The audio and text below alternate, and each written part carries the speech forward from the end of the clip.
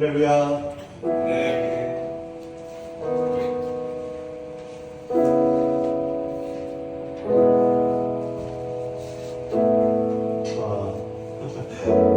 어느덧 2023년의 마지막 복장 헌신 예배를 드리게 됐습니다. 다들 한 해 잘 보내고 계신가요? 이제 마무리 잘 하고 계신가요? 지난주에는 이제 새롭게 24년을 들어갈 임원들이 선출이 됐고요. 또 새로운 청년들도 매주 늘어나고 있고, 내일이 기대되는 우리 성민 청년부가 되어가고 있습니다.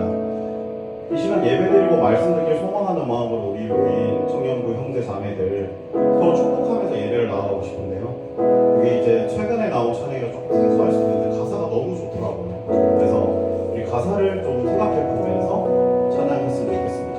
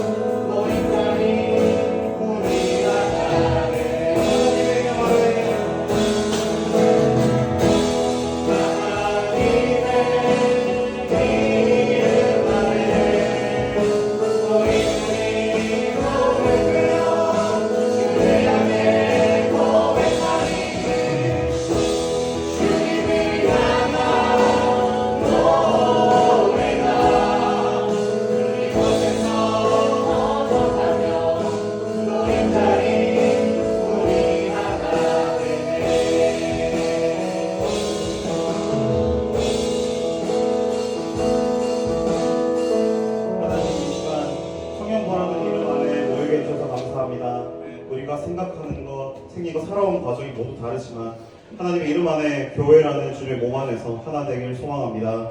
오직 주님을 예배하기 위한 우리 모인 성비 청년부를 기억하여 주시고 그 은혜로 이끌어 주세요.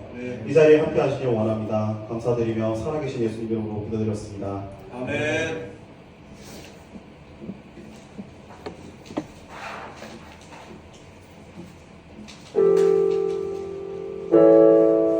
여러분 혹시 그런 생각 해보셨나요? 이번엔 한 주 이제 헌신 예배 준비하면서 묵상하면서 느꼈던 건데 우리가 계속 넘어지고 죄를 짓고 또 후회하고 회개하고 또 짓고 하는데도 그 마음속에 찔림이 있고 끝내 계속 회개하고 또 주님 앞에 내 돌아와서 회개하게 되는지 왜 자꾸 나를 멀리 떠나려고 하는 나를 주님 곁으로 이끌어 주시는지 저는 이런 생각을 갖고 해봅니다. 어떤 상황 속에서도 나를 부르신 주님 때문이 아닐까 그런 생각을 하게 되는데요. 이 시간 우리 고백하길 원합니다. 우리가 주님 이끄시는 대로 따라갈 수 있도록 그렇게 따라가길 소망합니다.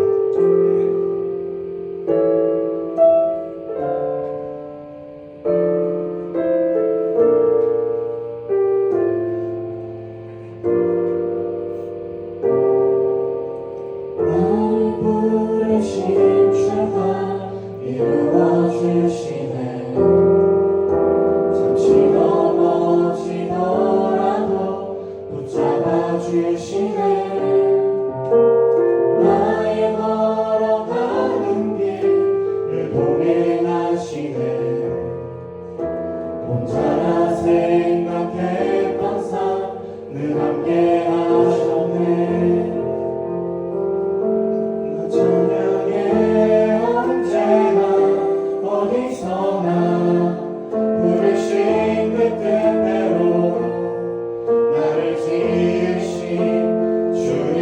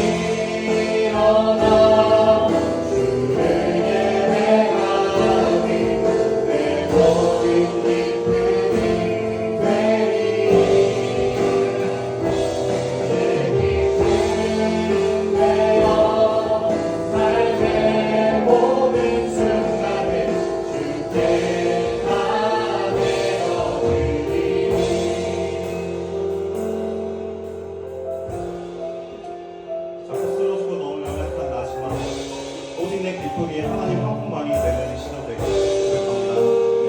소리 높여 찬양하도록 하겠습니다.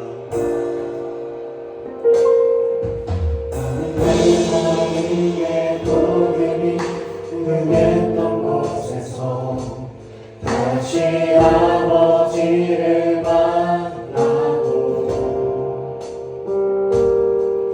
주님의 마음을 연약한 눈물의 끝에서 또 나를 반겨주시네. 잠깐 생각했던 그의 부르심 다시 나를 외롭게 하시네. 다시 일어나 주를 예배하니 내 모든 기쁨이 되리. 그의 기쁨 되어 삶의 모든 순간을 주께 다 소리 높여 찬양하겠습니다. 다시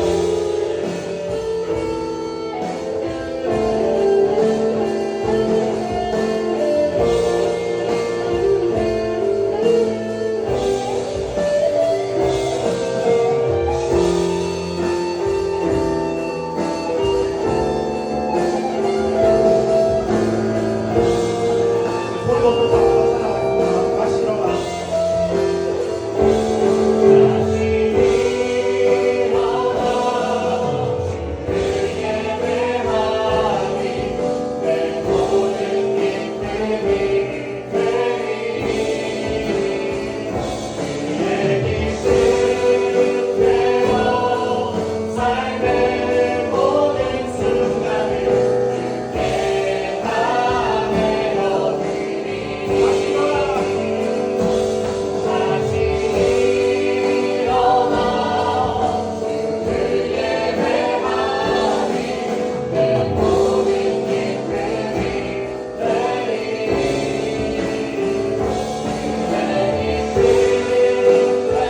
되어 삶의 모든 순간을 주께 다 내어드리니 다시 일어나 주를 예배하니 내 모든 기쁨이 되리. 그의 기쁨 되어 삶의 모든 순간을 주께 다 내어드리니. 하나님께 영광의 박수 드리겠습니다.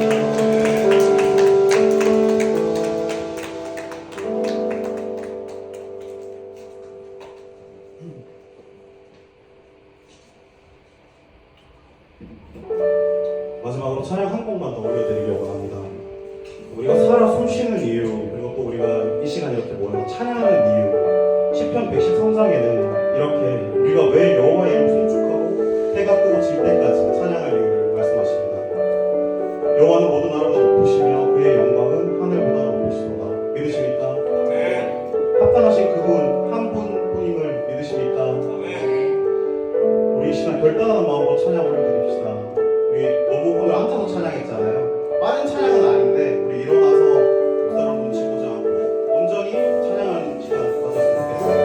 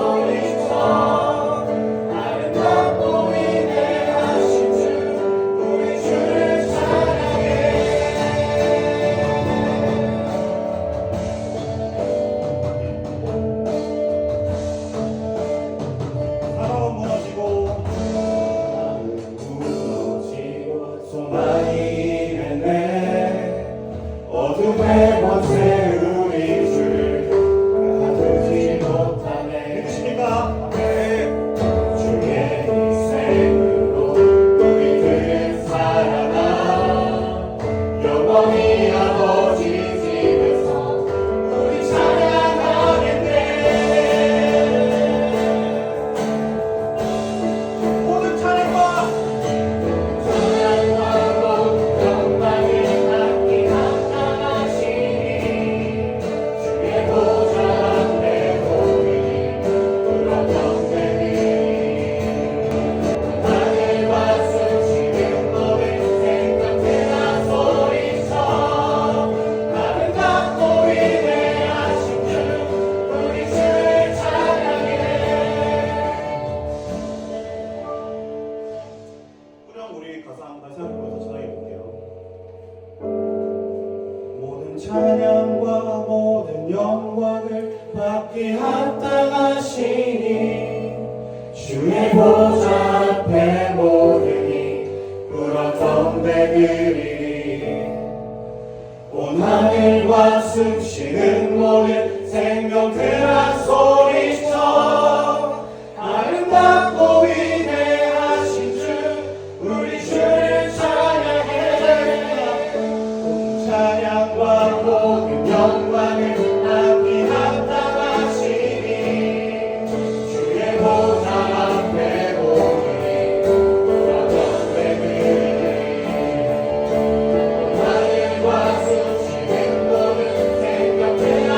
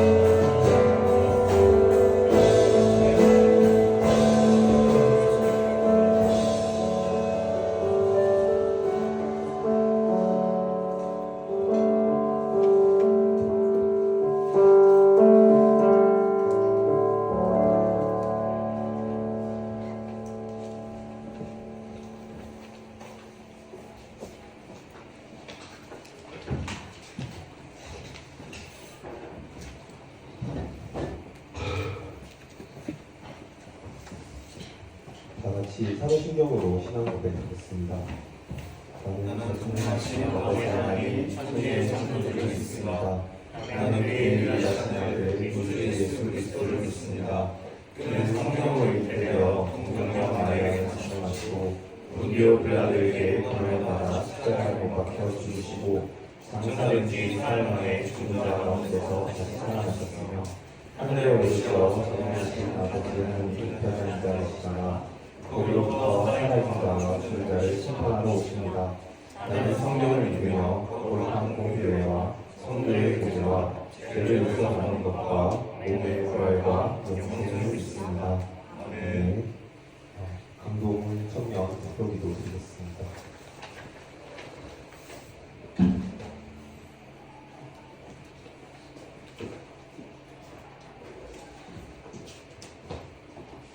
기도드리겠습니다.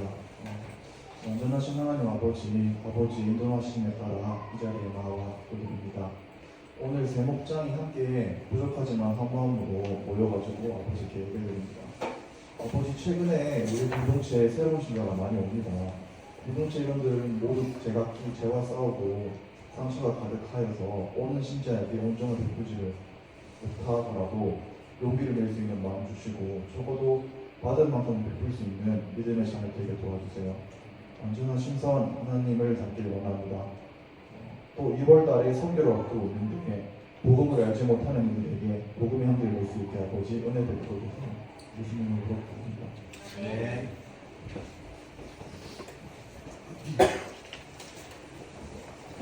말씀 잡겠습니다. 오늘 말씀은 고린도전서 7장 17절부터 20절입니다.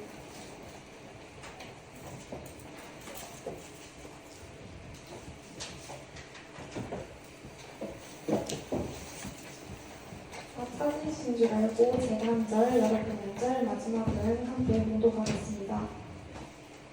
오직 주께서 각 사람에게 나눠주신 대로 하나님이 각 사람을 부르신 그대로 행하라. 내가 모든 교회에서 이와 같이 명하노라. 할례자로서 부르심을 받은 자가 있느냐? 무할례자가 되지 말며 무할례자로 부르심을 받은 자가 있느냐? 할례를 받지 말라. 할례 받는 것도 아무것도 아니요 할례 받지 아니하는 것도 아무것도 아니로되 오직 하나님의 계명을 지킬 따름이니라. 각 사람이 부르심을 받은 부르심 그대로 지내라. 아멘. 김재룡 목사님 나오셔서 말씀 선포하시겠습니다. 오늘 말씀은 하나님의 계명을 지킨다는 것입니다. 그냥 잠깐 여러분 그냥 이렇게 가볍게 한번 들어주시면 좋을 것 같아요. 만약에 앞에 나온 설교자가 제가 자켓을 입고 있죠. 이 자켓을 잠그고 만약 설교를 해야 된다라는 법이 있다고 한번 생각하세요. 그런데 너무 불편해요. 너무 불편해요. 그리고 제가 이걸 잠궈야 되나 말아야 되나 고민을 하고 있다면은 여러분 어떨 것 같아요? 어떨 것 같아요? 제가 이걸 잠그는 게 맞을까요? 잠그지 않는 게 맞을까요?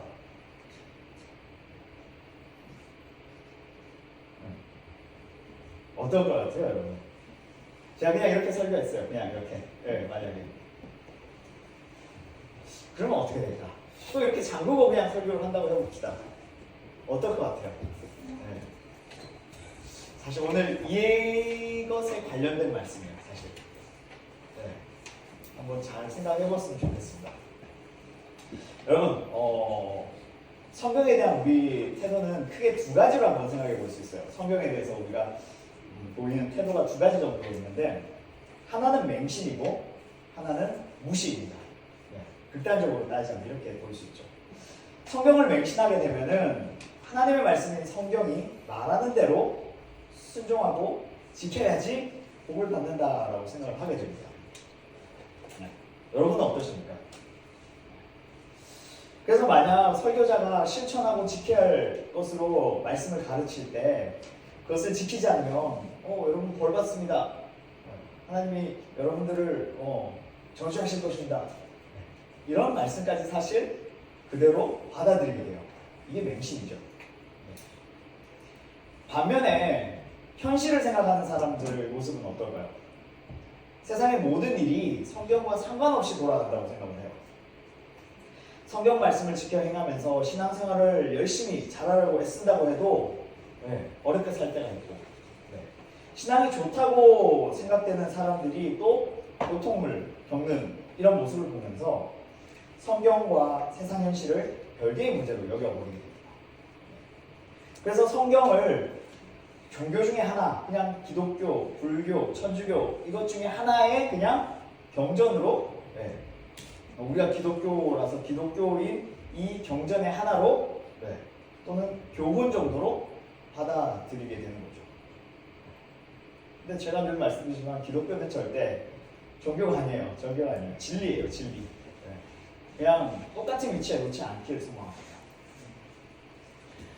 이들에게 하나님의 말씀은 성경을 지키지 않는다 해도, 말씀을 그대로 지키지 않는다 해도 불이익이 없는, 말 그대로 아무 능력이 없는 것으로 여겨지게 돼요. 그렇게 성경은 어떤 사람에게는 왜곡되어서 해석이 되어지고 또 어떤 사람에게는 그냥 무시되고 있어요. 그러면 여러분에게 성경은 어떻게 다가오고 있습니까? 물론 하나님의 말씀이라고 생각할 것입니다. 그렇다면 하나님의 말씀인 이 성경이 과연 우리에게 어떻게 여겨지는지를 한번 깊이 생각해 봐야 돼요. 과연 피조물인 우리가 절대적이라 할 수 있는 이 하나님의 말씀을 지키며 말씀대로 살아가는지 우리가 곰곰이 생각해 봐야 한다는 것이죠. 하지만 여기서 더 중요한 것은 한 가지가 있습니다. 그 전에 무엇이 말씀을 지키는 것이고 어떻게 사는 것이 말씀대로 사는 것인지에 대해 생각하고 이해하는 것이 필수적이라는 것이죠. 오늘도 한번 질문을 한번 던져보고 싶은데요. 현진 형제, 어떻게 하는 것이 말씀을 지키는 거라고 생각해요? 사실 말씀에서 하나님께서 말씀하시는 것을 그대로 행할 수가 없다라는 거는 마음속에 하나 고백을 하고 그 안에서 하나님의 그 은혜를 계속 구해야 될 수 있겠죠. 그렇죠. 저희 설교를 계속 잘 이렇게 듣다 보니까 거의 정답같이 이렇게 얘기를 하게 되네요. 제가 늘 이렇게 말씀드리죠. 우리는 하나님의 말씀을 지킬 수도 실천할 수 없다라고 저는 늘 말씀을 드렸어요. 왜 그렇습니까? 인간이 생각하는 그 말씀의 실천과 하나님이 생각하는 그 말씀의 실천은 전혀 결이 달라요. 하나님이 생각하는 그 말씀의 실천은 어떻습니까? 예수님이 말씀하시죠. 살인하지 말라라고 그럴 때 우리는 어떻습니까? 살인하나요? 사실 외적으로 보면 살인 아무도 안 해요. 살인을 하게 되면 우리는 살인죄로 잡혀 들어가게 되죠. 그런데 마음속에는 어때요? 누군가 미워하고 욕하고 그런 마음이 있으면 예수님이 뭐라 했어요? 형제를 미워하는 게 죽이는 거라고 그러셨죠. 그렇기 때문에 그 하나님의 그 기준에 따르면 어때요? 우리 모두는 살인자일 수밖에 없어요. 그러니까 말씀을 실천하는 차원이 다른 거예요. 하나님이 요구하시는 것과 인간이 생각하는 그 말씀의 실천 차이는 전혀 다른 거예요. 그렇기 때문에 제가 말씀을 실천할 수도 지킬 수도 없다라고 제가 말씀을 드리는 것이죠. 그런데 오늘 제가 여러분께 말씀드린 것은 성도는 하나님의 말씀을 지켜야 한다는 것입니다. 오해는 없으셨으면 좋겠어요. 왜냐하면 저의 성경 해석이 달라져서 다른 말씀을 드리고자 하는 게 결코 아닙니다. 인간의 종교적인 시각에서가 아니라 복음의 시각에서 저는 지키라라고 말씀을 드리는 것입니다. 오늘 그것에 대해서 좀 얘기를 나누려고 해요. 즉 지킨다는 것에 대해서 우리의 생각과 시각이 변해야 된다는 것입니다. 오늘 말씀 한번 볼까요? 18절 말씀을 보면 바울이 이렇게 말씀하죠. 할례자로서 부르심을 받은 자가 있느냐? 무할례자가 되지 말며 무할례자로 부르심을 받은 자가 있느냐? 할례를 받지 말라 이렇게 말씀합니다. 할례를 받는 것도 받지 않는 것도 사실 아무것도 아니라는 그런 이유죠. 바울은 하나님의 계명인 할례를 받아도 되고 받지 않아도 되는 무의미한 것으로 사실 얘기하고 있어요. 그런데 19절에서는 오늘 뭐라고 말씀합니까? 오직 하나님의 계명을 지킬 따름이니라 이렇게 말씀하죠. 여러분 하나님의 계명을 지켜야 한다면 분명 할례를 무시해서는 안 돼요. 할례를 하라는 게 분명 하나님의 말씀이기 때문에 창세기에서 맞죠? 아브라함에게서부터 말씀하신 것이에요. 이게 말씀드린 것처럼 할례는 하나님의 계명, 율법이기 때문에 이것을 무시해서는 안 돼요. 그런데 바울은 왜 계명을 지킬 따름이니라라고 하면서도 할례를 받는 것도 받지 않는 것도 아무것도 아니다라고 얘기하는 것일까요? 앞뒤가 맞지 않는 듯 보여요. 제가 아까 자켓을 단추를 잠궈야 됩니까? 열어야 됩니까? 얘기했죠? 네, 사실 이 부분하고도 연결이 돼요. 오늘 바울의 말에 따르면 할례는 하나님의 계명이 아닌 것이 됩니다. 즉, 이 말은 하나님의 계명에 대한 이해가 사실 우리와는 전혀 다르다라는 것이에요.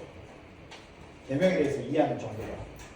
따라서 계명을 바울처럼 우리가 이해하지 않는다면 계명을 지킨다고 해도 사실 우리가 지키지 않는 것임을 우리가 생각해 봐야 된다는 것입니다. 일반적으로 우리가 이해하는 하나님의 계명이라는 것은 10계명을 포함해서 모세 5경에 기록된 율법들입니다. 지금도 유대인들에게 있어서는 어떻습니까? 율법은 반드시 지켜야 하는 하나님의 중요한 말씀이죠. 그래서 여기에는 어떻습니까? 당연히 할례도 포함됩니다. 유대인들은 그래서 할례를 하죠. 그리고 안식일, 절기 이런 것들이 다 유대인들에게는 지켜야 할 말씀인 것입니다. 그래서 안식일에 어떻습니까? 유대인들은 꿈쩍도 안 해요. 움직이지도 않아요. 안식일에 왜 유대인들을 위한 엘리베이터도 따로 있어요. 사실 그 정도로 이들은 말씀을 철저하게 지키려고 하고 있죠. 문제는 뭘까요? 이 계명을 문자 그대로 해석하고 문자에 집착한다는 것입니다. 아까 안식일에 아무것도 안 한다, 안식일은 쉬어야 한다라는 그 생각이 있다는 것이죠. 근데 여러분, 지난주 제가 한번 말씀드린 거 기억나나요? 학생들에게 과제를 내준 거. 제가 학생들에게 과제를 내줘요. 수학 문제를 어디까지 풀어오라고. 그런데 어떤 학생들이 과제를 잘 해왔어요. 그런데 다시 물어봐요. 근데 하나도 몰라요. 과제를 한 것입니까? 안 한 것입니까? 안 한 것이죠. 하나도 안 한 거예요. 이거 과제 한 거는 쓸데없는 거예요. 전혀 도움이 안 되는 거예요. 즉 계명이 의미하는, 진실로 의미하는 것이 무엇인가에 대해서는 이 유대인들은 이처럼 도무지 관심이 없다는 거예요. 반면에 바울은 어떨까요? 바울은 계명의 목적과 기능, 그리고 하나님이 계명을 주신 그 이유, 여기에 초점을 분명히 두고 있다는 것입니다. 이것이 율법에 대해서, 계명에 대해서 유대인과 바울이 시각 차이가 생기는 이유인 것이에요. 그렇다면 여러분, 계명에 대해서 이런 시각 차이가 있다면 분명히 예상되는 것이 있는데 무엇일까요? 갈등과 충돌입니다. 싸움이 일어날 수밖에 없어요. 유대인들은 바울의 이해와 시각을 받아들일 수 없는 것이 분명하죠. 학생들은 숙제를 했다고 막 얘기를 하는데 저는 숙제 너 안 했어. 숙제한 게 아니야 이거는. 이렇게 되는 거예요. 서로 싸움이 일어나는 거예요. 충돌이 일어나는 거예요. 반대로 복음을 증거하는 바울 또한 어떻습니까? 유대인들의 이런 시각을 받아들일 수가 없는 거예요. 사실 계명으로 인한 충돌은 사실 예수님으로부터 이미 시작되었죠. 그래서 안식일 계명을 비롯해서 손을 씻지 않고 음식 먹을 것, 뭐 여러 가지 율법 등에 대해서 사실 예수님과 바리새인들은 늘 충돌을 해왔어요. 그리고 예수님은 너희 바리새인들이 이거 율법 지킨 게 아니다 계속 얘기하시니까 바리새인들이 화가 끝까지 나죠. 예수님을 죽이려고 하는 거예요. 그래서 마태복음 23장 23절 말씀에도 이런 말씀이 있죠. 예수님이 말씀하세요. 화 있을진저 외식하는 서기관들과 바리새인들이여, 너희가 박하와 외향과 근처의 11조는 드리되 율법에 더 중요한 바 정의와 긍휼과 믿음은 버렸다. 이렇게 말씀하시죠. 이렇게 말씀하실 정도로 유대인과 그 갈등은 깊게 됩니다. 여러분, 이것이 의미하는 것은 하나님의 계명에 대한 유대교적 이해와 복음의 이해는 서로 타협이 되지 않는 관계에 있습니다. 그래서 복음이 있는 곳에는 기존의 이해와 충돌이 반드시 나타날 수밖에 없어요. 그리고 만약 우리 역시도 유대교적인 관점에서 말씀을 실천한다라는 생각이 있으면은 복음이 들어올 때 어떻게 될까요? 반드시 충돌이 있습니다. 갈등이 있게 돼요. 이것이 복음과 율법에 대한 싸움인 것입니다. 우리에게 있어서도 마찬가지예요. 제가 늘 말씀드리지만 복음의 관심은 늘 예수 그리스도께 있습니다. 반면에 유대교 율법의 관심은 율법을 지키는 자신에게로 향해 있습니다. 율법을 지키는 자신, 숙제를 해오는 한 사람, 내가 숙제를 했다 안 했다, 거기에 관심이 있다는 거예요. 결국 예수 그리스도냐 아니면 어떤 말씀을 실천하는 나 자신이냐가 문제의 갈등의 소지가 되는 것이죠. 즉 예수 그리스도가 십자가에서 행한 일이 관심이 아니라 율법을 행하는 자신이 바로 이 관심의 대상으로 들어가게 됩니다. 그래서 율법을 지킨 자는 어떻게 돼요? 나는 율법을 지켰는데 너는 왜 안 지키냐? 이렇게 되는 것이죠. 이 바리새인들의 똑같은 모습이에요. 나는 율법을 지키는데 선지자라고 하는 예수님 당신은 왜 이 율법을 지키지 않습니까? 이렇게 나오는 거예요. 예수를 말하면서도 예수님에 인한 그 의로움보다는 자기의 의에 더 의미를 두는 것이고 복음은 이것을 절대 용납하지 않는다는 뜻입니다. 그래서 갈라디아서 5장 1절과 2절에서도 이렇게 말씀하고 있어요. 그리스도께서 우리를 자유롭게 하려고 자유를 주셨으니 그러므로 굳건하게 서서 다시는 종의 멍에를 매지 말라. 보라, 나 바울은 너희에게 말하노니 너희가 만일 할례를 받으면 그리스도께서 너희에게 아무 유익이 없느니라. 여기도 할례에 대한 얘기를 하죠. 이 말은 표면적으로는 할례를 할 필요가 없다는 의미로 들리겠지만 바울이 말하고자 하는 것은 사실 예수를 믿는다고 하고 예수의 은혜를 말하는 너희가 과연 진짜 예수께 관심을 두고 있느냐, 이 책망을 하고 있는 거예요. 갈라디아 교회에. 왜냐하면 이 갈라디아 사람들은 이 당시에 구원이 있어서 예수 그리스도를 믿는 것 외에 할례를 행해야만 구원을 얻을 수 있다라고 추가적으로 이 할례 요건을 생각했기 때문이에요. 그래서 예수 그리스도의 은혜가 아닌 이 할례를 행하느냐 안 하느냐에 대해서 구원이 결정된다고 생각하고 그것에 마음을 두게 된다는 거예요. 할례를 하나의 요식행위로 보고 있는 거예요. 여러분, 우리가 염두에 두는 것이 바로 이것입니다. 본문에서도 바울은 할례를 받고 받지 않는 것의 중요성을 두고 있지 않습니다. 그래서 할례 받는 것도 아무것도 아니요, 할례 받지 아니하는 것도 아무것도 아니라는 말을 하고 있는 것이죠.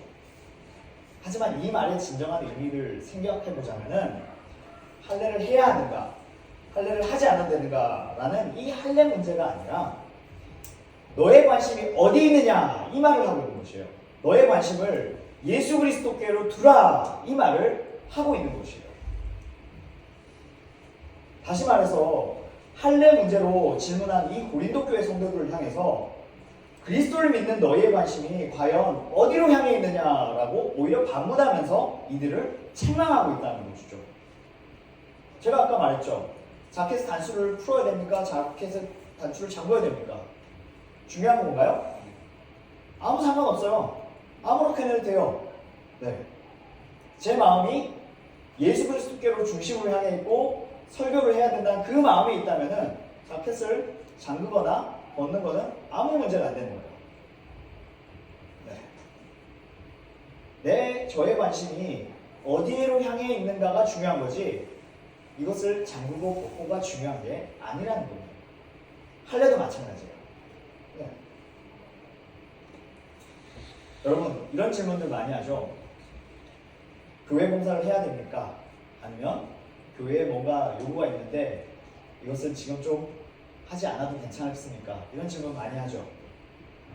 여러분 어떻게 생각합니까? 해야 됩니까? 아니면은 하지 말아야 됩니까? 근데 여러분, 이 질문을 하는 스스로에게 한번 생각해 보십시오. 왜 이 질문을 하게 됩니까? 이 질문을 하는 이유는 사실 봉사를 하는데 불편함이 있다는 거예요, 자기에게. 내가 뭔가를 봉사를 할 마음도 좀 있지만은 또 너무 하면은 나의 것들이 뭔가 지금 조절이 안 되니까 사실은 불편함이 있다는 거예요. 하기 싫은 마음이 있다는 소리죠. 그렇기 때문에 이 질문이 나오게 되는 거예요. 그럼 저는 이렇게 대답합니다. 하고 싶으면 하시고 그런 마음이 없으시면 안 하면 됩니다. 자유롭게 하면 됩니다. 라고 얘기를 드려요. 자유롭게.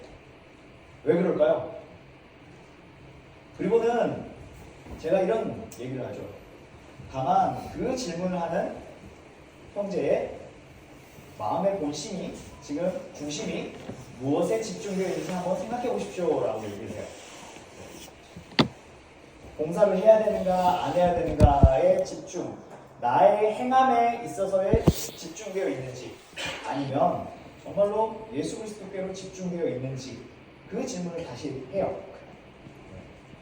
봉사하느냐 안 하느냐가 중요한 게 아니라 내가 지금 예수께로 마음을 두고 있느냐 두고 있지 않느냐 그게 중요하다는 것이에요.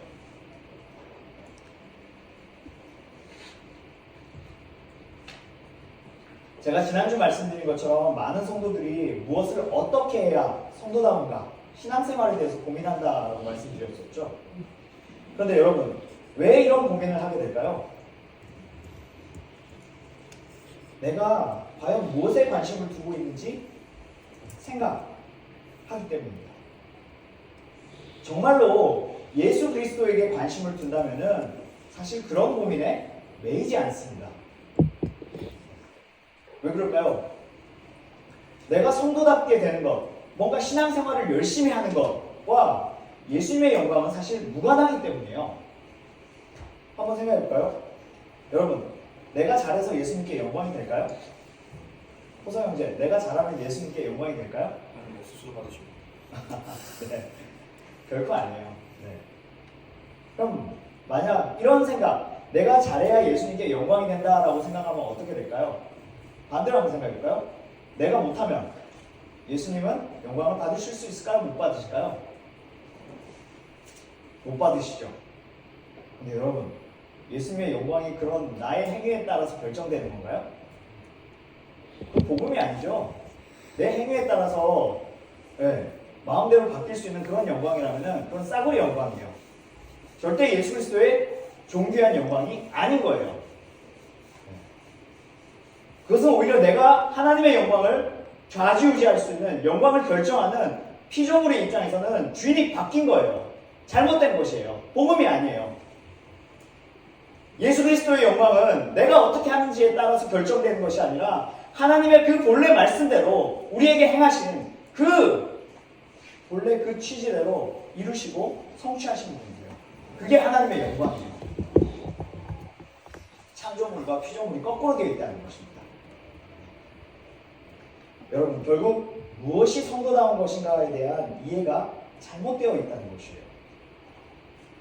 우리가 성도다움의 문제로 고민하는 것은 어쩌면은 이런 헛된 매임에 불과할지도 모르겠습니다. 그러면 오늘 바울은 무슨 의미로 오직 하나님의 계명을 지킬 따름이다 라고 말을 하는 것일까요? 이것을 이해하기 위해서는 바울이 생각하는 이 계명의 의미를 알아야 됩니다. 우리는 일반적으로 하나님의 계명을 말씀을 지켜 실천해야 하는 행함으로 이해하죠. 그래서 사랑해야 된다 하면 내가 어떻게 사랑해야지 계속 생각하게 되죠. 사실 이것은 유대교적 사고와 똑같습니다. 하지만 복음이 말하는 하나님의 계명은 우리가 지켜서 실천해야 하는 항목들이 사실 아니에요. 마태복음 5장 17절과 18절 말씀 한번 볼까요? 이 말씀을 보면 내가 율법이나 선지자를 폐하러 온 줄로 생각하지 말라. 폐하러 온 것이 아니요 완전하게 하려 함이라. 예수님의 말씀입니다. 진실로 너희에게 이르노니 천지가 없어지기 전에는 율법의 1.1도 결코 없어지지 아니하고 다 이루리라 말씀하시죠. 이 말씀대로 예수님은 율법을 온전히 이루기 위해 이 땅에 오셨습니다. 그리고 이루셨죠. 하지만 생각해 보십시오. 예수님께서 율법의 항목을 하나하나 다 실천하셨나요? 바리새인들이 봤을 때 전혀 아니었죠. 그런데 예수님의 이 실천은 무엇이냐면은 율법의 완성인 사랑으로 온전히 이루신 것이에요. 그것이 무엇입니까? 십자가에 죽으신 것이죠. 이것이 사랑을 온전히 하나님의 사랑을 자신이 죽음으로써 보여주신 것이에요. 그렇기 때문에 우리가 예수를 알고 믿는다는 것의 의미는 율법에 의해서 심판을 받아야만 그 죄인을 위해서 죽으신 그 희생과 사랑에 감사하는 것이에요. 다른 것이 행함이 아니라 예수님이 죽으시고 이루어 놓으신 것을 우리가 그대로 믿어지고 감사하고 찬양 드리는 것, 이것이 우리가 행할 수 있는 행함이라는 것이에요. 이것이 열매로 드러나게 되는 것이죠. 단순히 율법 그대로 내 의지대로 실천하는 것이 우리의 행함이 결코 아니라는 것입니다. 사실 그러면 또 이런 질문을 할 수 있을 것 같아요. 이런 질문 있겠죠. 그럼 나는 아무것도 안 해도 됩니까? 그래서 우리 말씀을 한 가지만 좀 찾아보면 좋겠는데요. 이 말씀은 제가 조금 안 담아놨었어요. 우리 마태복음 25장 44절 한번 볼까요?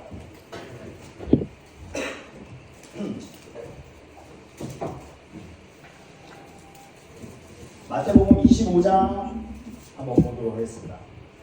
여러분 여기서 한번 생각해 볼까요? 여기 보면은 인자가 모든 천사와 함께 올 때라는 제목으로 이렇게 쭉 말씀이 있죠. 여러분 사랑하라라는 그 말씀이 있다면은 여러분 두 가지로 한번 생각해 볼 수 있어요. 아까 말했듯이 유대교처럼 실천할 때랑 복음으로 그 말씀을 실천할 때 어떤 차이가 있는지 제가 한번 말씀을 통해서 한번 보도록 하겠는데요. 여러분 먼저 유대교처럼 행한다면 어떤 생각을 할게요? 어떤 생각을 하게 될까요? 내가 어떻게 이 사랑을 실천해야 되지? 내가 어떻게 행해야만 사람들에게 사랑을 줄 수 있을까? 이 생각을 하겠죠. 그래서 내 의지와 노력이 어떻게 해야 될까라는 생각으로 연결되게 될 것입니다. 근데 또 두 번째는 어떨까요? 복음으로 생각한다면 말씀 앞에 딱 썼어요. 사랑하라. 그러면 자신의 모습이 어떻게 보일까요? 사랑할 수 없는 자신이 보이게 돼요. 말씀 앞에 나는 다른 사람들을 미워하고 절대로 말씀 앞에 내가 사랑할 수 없는 자라는 것을 먼저 보게 돼요. 그러니까 어떻게 될까요? 나는 아무것도 아니고 예수님이 행하신 그 의로움만 내가 쫓을 따름이에요. 그랬을 때 반응이 두 가지로 나타나게 되는데 잘 보십시다. 마태복음 25장 44절 말씀 한번 읽어볼까요? 마태복음 25장 44절 말씀 같이 한번 읽겠습니다. 시작. 그들도 대답하여 이르되 주여 우리가 어느 때에 주께서 죽이신 것이나 목마르신 것이나 나그네 되신 것이나 헐벗으신 것이나 병드신 것이나 옥에 갇힌 것을 보고 공양하지 아니하더이까. 여러분 사람들이 어떻게 얘기해요? 주가 이런 상황에 있을 때 우리가 이런 걸 했다 안 했다? 했다는 것이죠? 했다는 의미예요. 그런데 이 사람들은 악인이라고 해버려요. 그런데 잘 보십시오. 여러분들 37절과 39절 한번 다시 읽어볼게요. 37절과 39절 다시 한번 읽어볼까요? 시작. 이에 의인들이 대답하여 이르되 주여 우리가 어느 때에 주께서 주신 것을 보고 음식을 대접하였으며 목마르신 것을 보고 마시게 하였나이까? 어느 때에 나그네 되신 것을 보고 영접하였으며 헐벗으신 것을 보고 옷 입혔나이까? 어느 때에 병드신 것이나 옥에 갇히신 것을 보고 가서 배웠나이까? 그런 것을 했습니까? 안 했습니까? 여러분 행동은 사실 똑같이 나왔어요. 행동은 똑같이 나왔지만 이 의인이라고 불리는 사람들은 어떻게 생각을 해요? 자신이 했다고 합니까? 안 했다고 합니까? 안 했다고 했죠. 네, 이 차이예요. 유대교의 사람들은 내가 말씀을 실천했기 때문에 이것을 했다라고 하면서 내 자신에 맞춰져 있어요. 이것을 행하는 나에게 맞춰져 있어요. 그런데 하나님이 인정하시는 의인들은 어떻게 되나요? 말씀 앞에 섰을 때 나는 아무것도 아니기 때문에 이 말씀을 실천할 수가 없는 자입니다. 그렇기 때문에 예수님의 의만 따라서 갑니다라고 되죠. 그리고 만약 똑같은 행동이 나왔다면 어떻게 합니까? 그것은 내가 행한 게 아니라 주가 행하셨다라고 고백을 하죠. 이게 성도의 고백입니다. 똑같은 행동이 있지만 너무나 달라요. 앞과 뒤가 너무 달라요. 네. 그래서 우리는 이 행함에 있어서 율법을 실천한다는 의미가 무엇인지 알아야 되는 것이에요. 그냥 유대교식으로 내가 이 말씀을 하나하나 의지적으로 실천하는 것이 아니라 먼저 말씀 앞에 나는 아무것도 아니라는 것을 먼저 깨달아 알아야 되는 거예요. 그리고 나는 그 율법을 실천할 수 있는 자가 아니기 때문에 예수님이 오신 그 의로만 나는 나아갑니다라는 고백이 성도에게 반드시 있게 됩니다. 그것을 통해서 만약 믿음의 열매, 행위들이 나오게 된다면 어떻습니까? 그것은 내 행위가 아니라 주가 행하신 모든 것입니다 라고 우리는 고백을 하게 되는 것이죠. 그리고 그 영광은 모두 하나님이 받으시는 거예요. 내가 행해서 내가 받는 것이 아니라 내가 행한 것들이 아니라 주가 행하신 것들입니다 라고 고백을 하게 되는 것이죠. 분명한 차이가 있게 되는 것입니다. 그래서 여러분 참 그리스도인은 신앙생활을 잘하면 복을 받게 되는가, 성도답게 살면 하나님이 사랑하시는가, 착하게 살면 하나님이 나를 도와주시는가, 이런 생각을 하지 않습니다. 전혀 구원이 될 수 없는 죄인이 된 우리에게 사랑을 베푸신 것, 예수님, 이것이 전부가 되었기 때문이죠. 따라서 예수님이 전부입니다, 예수님이 나의 전부이십니다 라는 그 믿음으로 사는 것이 바로 곧 하나님의 계명을 지키는 것과 동일하다는 의미가 있는 것입니다. 이것이 계명에 대한 바울의 복음 안에서의 시각입니다. 하나님의 계명을 지킨다는 것을 바울의 시각에서 복음으로 이해가 되면 어떻게 될까요? 다시 말해서 무엇에 관심을 두고 있는가로 바꿀 수 있는 것이에요. 사실 바울이 지금까지 말하는 내용의 핵심들은 모두 다 무엇에 관심이 있느냐예요. 결혼과 독신의 문제, 이혼 문제, 이 모든 것이 무엇에 관심을 두느냐에 있다는 것입니다. 고린도 교회 성도들의 모습을 보면 자신이 옳다고 생각하는 행함, 뭔가 경건을 추구하고 있다고 했죠. 네. 그 바른 신앙의 삶을 사는 것으로 인정받고자 하는 그 의도가 있다는 것을 사도 바울은 보게 된 것이에요. 그런데 그것으로 성도된다는 것이 아님을 고린도 교회에 사실 책망하고 있는 것이죠. 사도 바울이. 여러분, 그리스도 밖에서 믿음이 없는 자들에게는 바른 신앙의 삶이라는 것이 없습니다. 사실 구분이라는 게 없어요. 그리스도인이라면 이것부터 먼저 인식을 해야겠죠. 그런데 우리는 어떻습니까? 그리스도 안에 사는 것과 바른 신앙의 삶을 사실 오해합니다. 어떻게 오해하냐면 윤리적으로 바른 생활을 하나님의 계명을 지키는 것으로 오해하고 그것을 바른 신앙의 삶으로 오해하고 있어요. 내가 윤리적으로 선하면은 하나님의 말씀을 지킨다라고 생각을 해요. 근데 아까 말씀드렸죠. 하나님이 요구하시는 그 율법의 기준과 인간이 생각하는 그 율법의 기준은 전혀 결이 다르다라는 것을. 하지만 그리스도 안에서 사는 것은 우리의 행함과 실천을 그래서 의미하지 않는 것입니다. 우리는 말씀을 진짜 실천할 수 있는 자가 되지 못합니다. 그것이 시작이에요. 밖으로는 그런 척 할 수 있지만은 속마음은 어떻습니까? 미움과 음란과 탐욕이 가득한 것이 사실 우리의 모습이기 때문이죠. 그렇기 때문에 우리 그리스도 안에서 우리가 의지하는 것은 십자가에서 주신 예수님의 그 의로움, 그것만 우리가 붙잡고 나아갈 수 있는 거예요. 다른 우리의 어떤 행위도 의미가 될 수가 없다는 것이죠. 그런데 대개 보면 예수님의 의로 구원을 받는 것을 믿는다고 하면서도 관심은 늘 자기에게로 향합니다. 예수님을 믿는 그 믿음의 모습, 성도다움이 있어야 한다라고 생각하기 때문이죠. 그래서 어떻게 하는 것이 성도다운 것일까를 계속해서 생각하게 되는 거죠. 내가 이렇게 실천하면, 내가 자켓을 단추를 잠그면 성도다울까? 이것을 계속 생각한다는 것이에요. 바울은 그래서 17절에 이렇게 말씀합니다. 오직 주께서 각 사람에게 나누신 대로 하나님이 각 사람을 부르신 그대로 행하라. 내가 모든 교회에 이와 같이 명하노라 얘기하시죠. 그리고 20절에서 보면 어떻습니까? 각 사람은 부르심을 받은 그 부르심 그대로 지내라 라고 말씀하시죠. 여러분, 여기서 부르심이라는 것이 무엇일까요? 할례자든 무할례자든 변하지 않는 것은 날마다 죄를 범하며 우리가 산다는 것이에요. 그리고 우리가 예수를 바로 죽인 자라는 것입니다. 그것은 변하지 않는 사실이에요. 그렇기 때문에 할례를 받는다 해서 죄를 이길 수 있는 것도 아니고 받지 않는다고 해서 하나님이 영광이 안 되는 것도 아니에요. 그런 것과는 상관이 없다는 것입니다. 즉 할례자든 무할례자든 인간이 사실 저주 아래에 있다는 것은 그 인간의 본질은 불변하다는 것이에요. 그렇기 때문에 할례를 받는 것도 받지 않는 것도 성도됨에 있어서는 전혀 문제될 것이 없다는 것이죠. 여러분, 사람에게 행함이라는 것은 내가 이것을 행했다는 것으로 멈추지 않습니다. 반드시 그것을 행한 자신을 생각하게 돼요. 타인보다 더 많이 다르게 행하는 자신을 보면서 그것으로 자신의 신앙과 가치와 질적인 판단을 하게 돼 있어요. 여러분, 하루에 1시간 기도하는 사람과 하루에 기도하지 않는 사람이 있다고 해보세요. 누가 더 신앙이 좋다고 생각될까요? 당연히 1시간 기도하는 사람이 좋겠죠. 그런데 그것은 자신의 행함으로서 생각하는 기준일 뿐이에요. 그것은 전혀 성도다움의 기준이 될 수가 없다는 것이에요. 성도는 자신이 행한 것을 근거로 성도가 되지 않습니다. 전적으로 하나님의 부르심과 함께 부르신 하나님에 의해서 우리는 성도가 된 것이에요.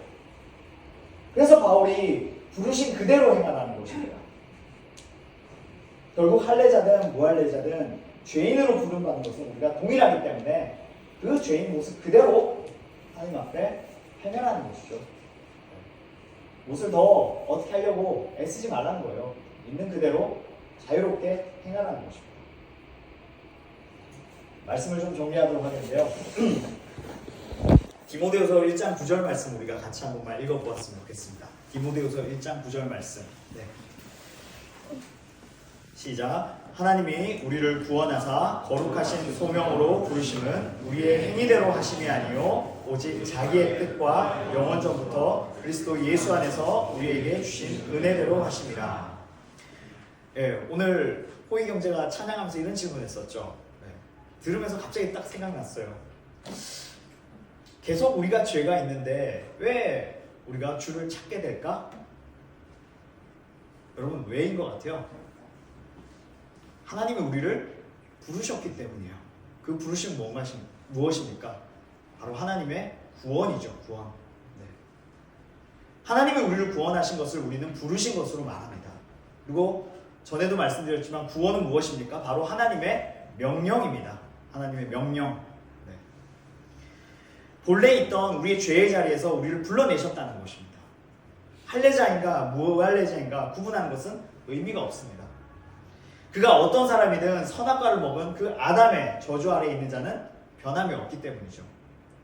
모든 인간에게 주어진 신분입니다. 그처럼 저주 안에 있는 우리를 불러내서 부활의 생명 대신 그 예수 안에 있게 하셨다는 것이죠. 이것이 우리의 행위대로 된 것이 아니라 영원 전부터 예수 안에서 계획된 그 하나님의 계획과 은혜대로 된 것이죠. 이것이 하나님의 영광입니다. 나의 생각대로 하나님의 영광이 바뀌는 것이 아니라 내 행위대로 바뀌는 것이 아니라 하나님의 말씀에 따라서 이 영광은 하나님께서 그대로 실천하셨고 하나님께서 영광을 그대로 취하셨다는 것입니다. 그렇다면 은혜를 입은 자의 할 일은 무엇입니까? 할례자는 할례자 그대로, 무할례자는 무할례자 그대로 그리스도의 은혜를 그냥 증거하는 것이죠. 이것이 부름받은 그리스도인들의 소명입니다. 그러므로 여러분, 우리는 자기 신앙에 사실 매이지 않아도 되는 그런 사람들이에요. 단순히 좋은 신앙인이 되라는 소명을 받은 것이 우리는 아니에요.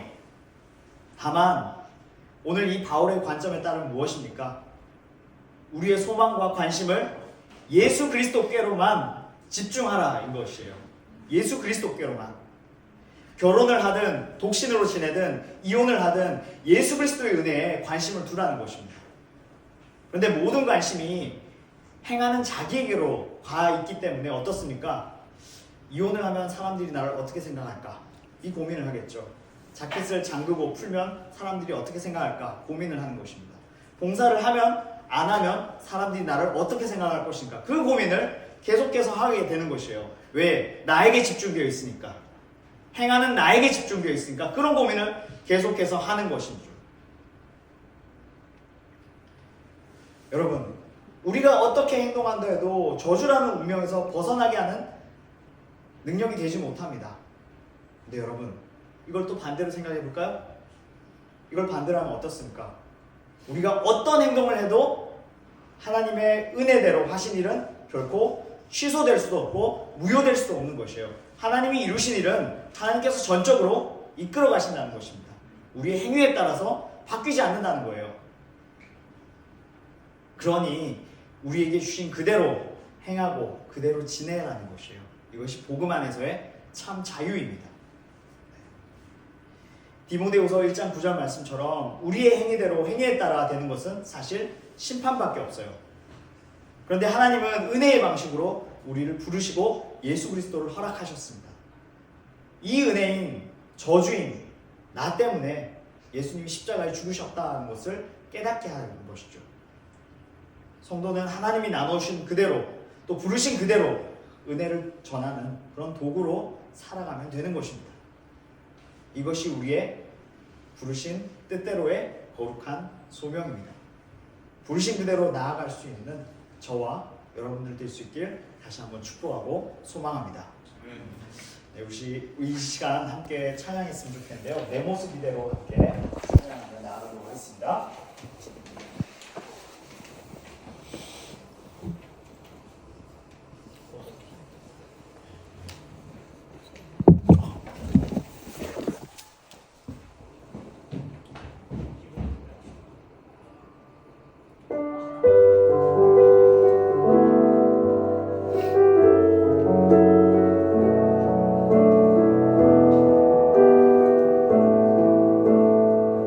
내 모습 이대로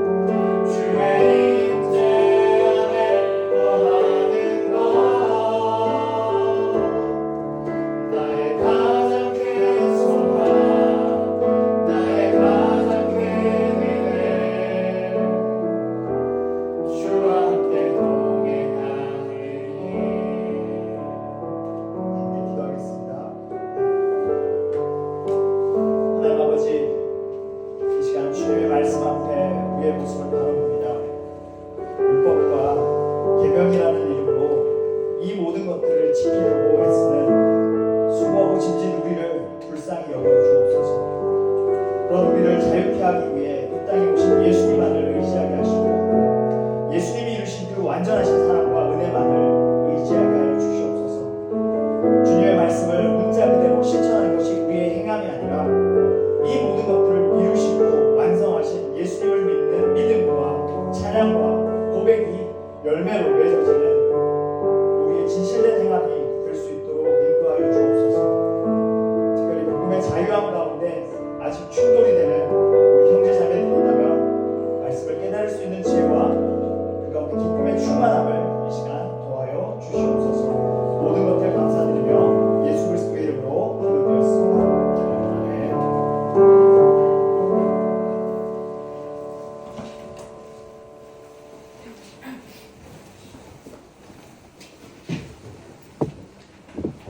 나의 갈망을 찬양드리며 공헌드리겠습니다.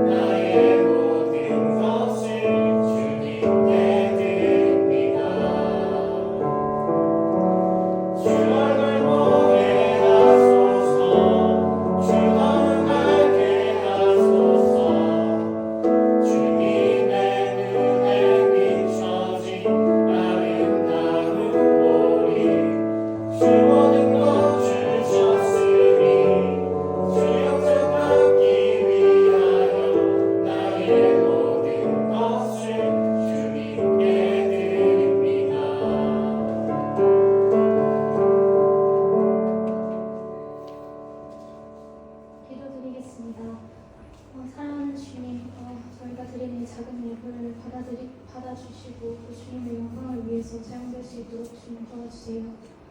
주님, 오늘 말씀처럼 정말 율법의 행위로 그의 앞에 의롭다 하심을 얻을 유체가 없나니 율법으로는 죄를 깨달음이니라. 주님, 저희가 율법으로 살아가지 않고 오직 하나님의 능력으로 하나님의 영광 안에서 살아갈 수 있는 자가 될 수 있도록 인도해 주세요. 또한 주님, 정말 주님의 능력 없으면 아무것도 할 수 없음을 주님 더 깨닫게 해주시고 저희가 그저 주님을 더 만나기를 갈망하는 자들이 될 수 있도록 주님 인도해 주세요.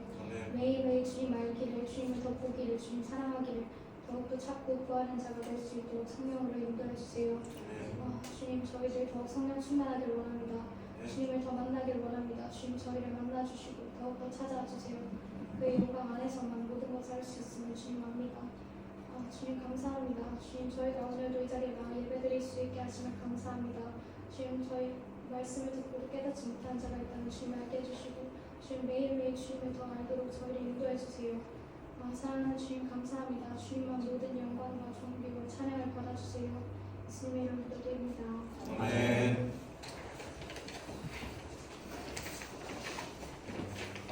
저희 색송 있습니다. 저희 색송 앞으로 나가주시죠.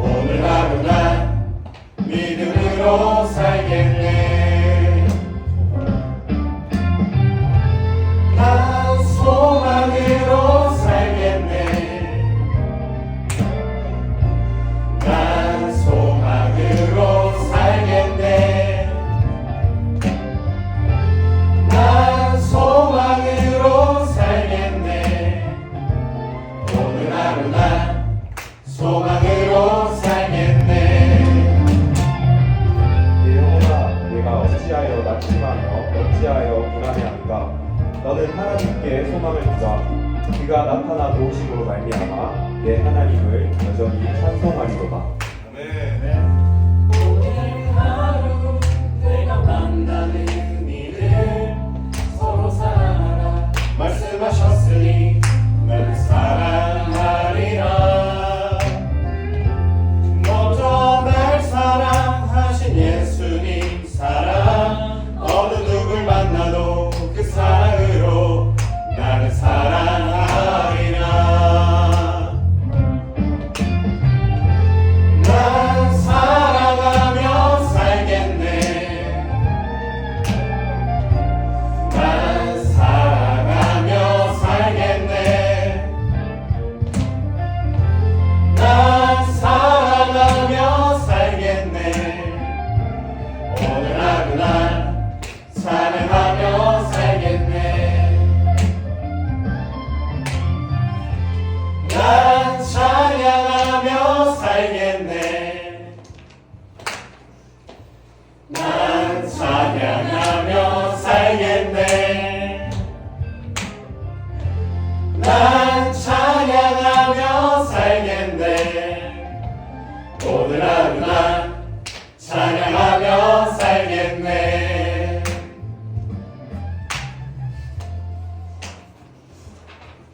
차렷 경례.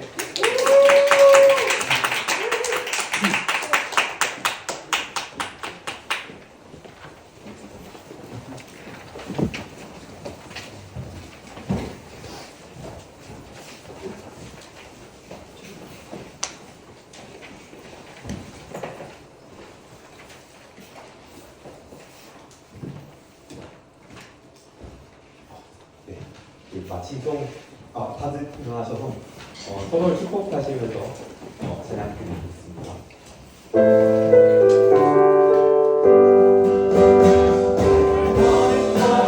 나는 길마다 예수의 음성이 되어주니 우리 함께 모든 곳에 주님이 함께 하실 거야. 걸음 나는 길마다 예수의 음성이 되어주니 널 손길이 함께 모든 곳에 주님이 함께 하실 거야. 주님이 함께 하실 거야.